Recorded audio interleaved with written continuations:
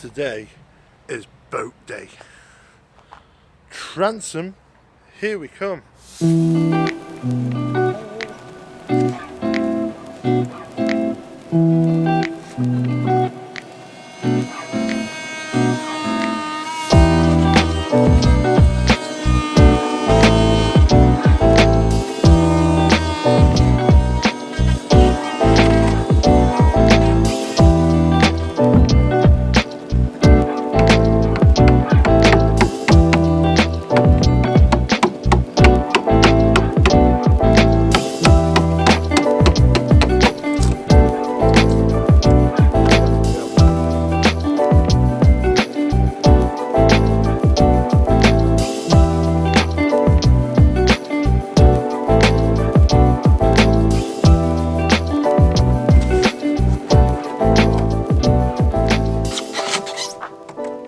So that was a little bit of a hectic day. Sorry for the slapdash filming, but needs must. We've got to get the job done at the end of the day.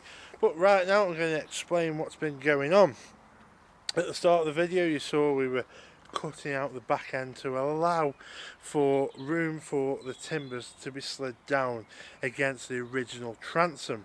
Now reason we're doing this is because the inboard setup there was no weight on the back end, so there was not as much strength required, but we're going for an outboard setup, hopefully a 300, we will see. So we need a lot more strength on the actual back transom itself.